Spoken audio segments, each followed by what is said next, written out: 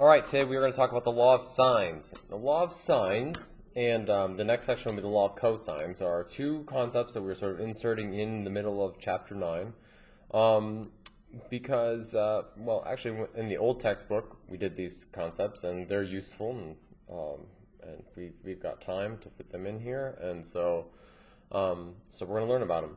And the law of sines and cosines help us solve and find missing side lengths or angles in non-right triangles. Okay, so you can see before we were looking at sine, cosine, and tangent because that helped us solve right triangles. But now the law of sines and cosines, those are going to help us solve non-right triangles. So no longer do we need to have the stipulation that what we're analyzing has to be a right triangle. We're going to use the law of sines in three particular instances. When we have angle, angle, side, angle, side, angle, side, side, angle. Okay. We're going to use the law of cosines when we have side, angle, side, and side, side, side. Now, I put this in here. You don't really need to memorize this because if you try to use the law of sines when you should use the law of, if you use the law of cosines when you should have used the law of sines, you won't have enough information. It won't work. So if one doesn't work out and you have too many variables, then you switch to the other law. Okay, so let's practice first identifying what information we have here.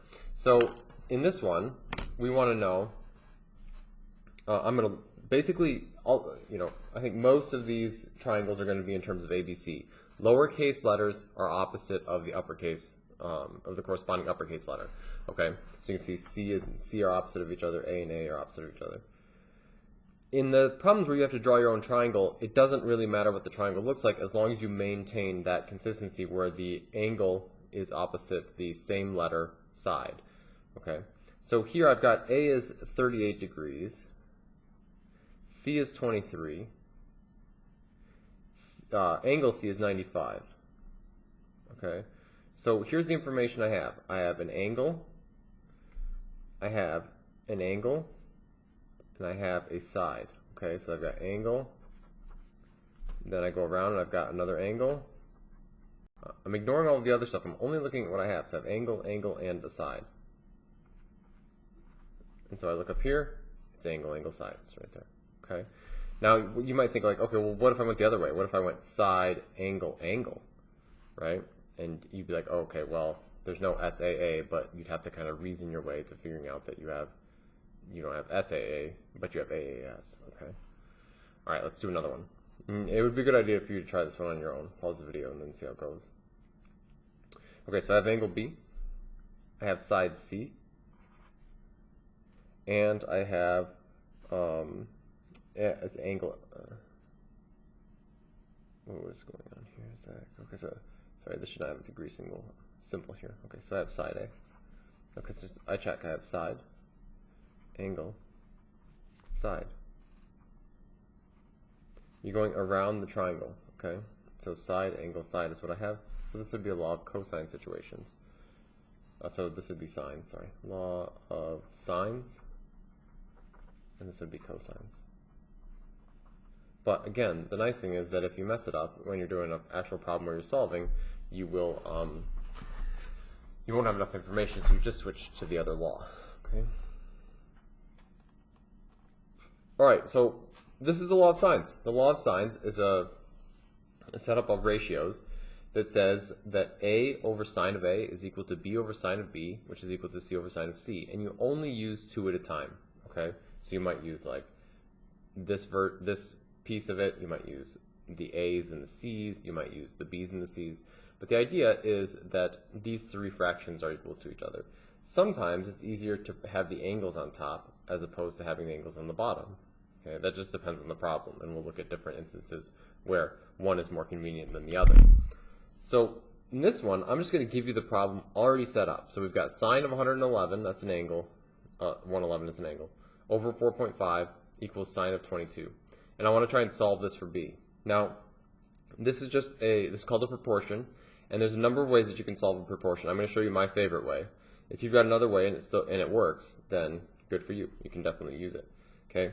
So I'm going to take both these fractions, and as long as I do it to both sides, I can flip each fraction. So I'm going to rewrite this as 4.5 over sine of 111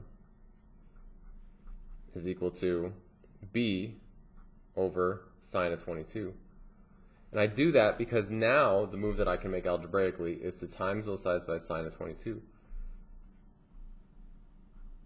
Okay, remember sine of 22 is just a number. So that simplifies to 1, and I'll get b is equal to sine 22 times 4.5 times sine of 111. So I'll just take out my calculator. I'll show you how this goes in the calculator. It's sine of 22. Make sure you close the parenthesis. Times 4.5 divided by sine of 111. See what we get. That was sine of 11. We get 1.8 for b. 10th, the 1 decimal place or to the 10th is fine. So 1.8. All right, that's how you go about solving that. Okay. All right, so now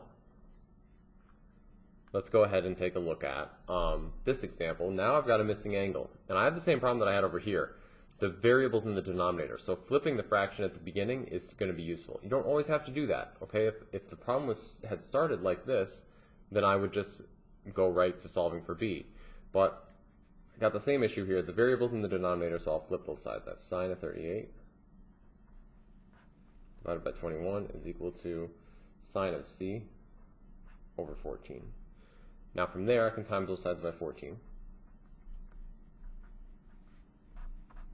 Okay, so in my calculator, this is what I'm going to put in. I've got 14 times sine of 38 divided by 21. So I got 0.41. Okay, now the really, really common mistake, that's not right.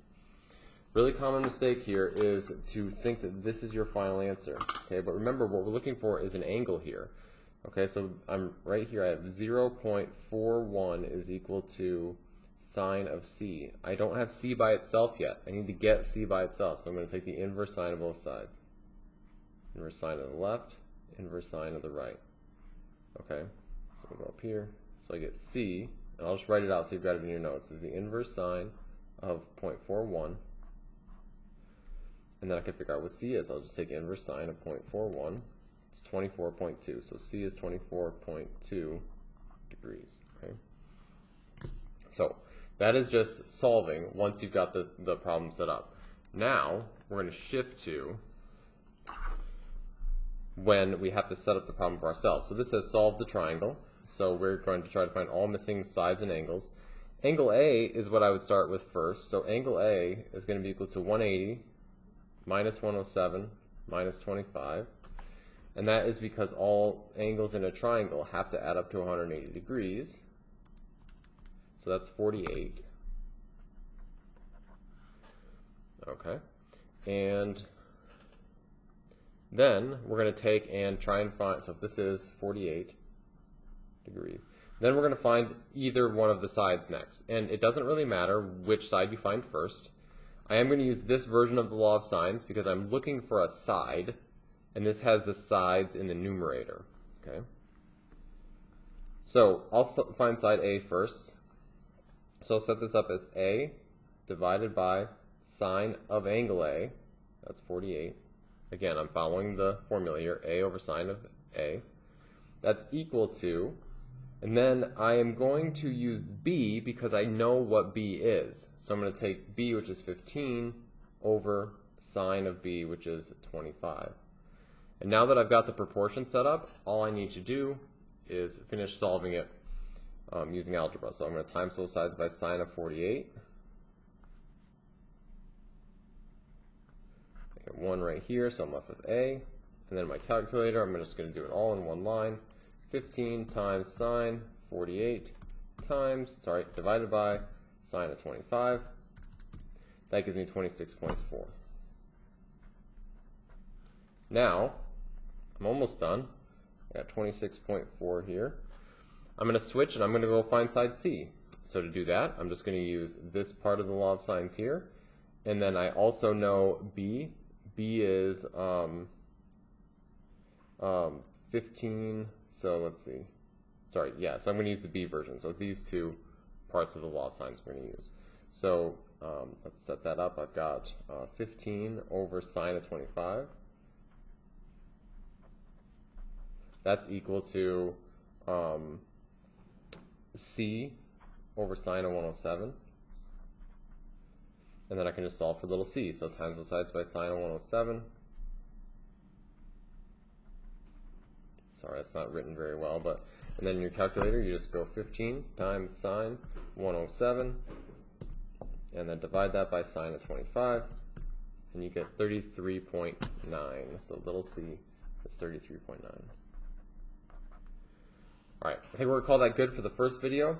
In the next video, we will talk about what happens when, in the event of side-side angle, which is a specific situation that sometimes occurs and can sometimes have no solution, can sometimes have two solutions. So we'll look at parsing that out in the next part of this lesson. But you should be good to work on the day one worksheet now.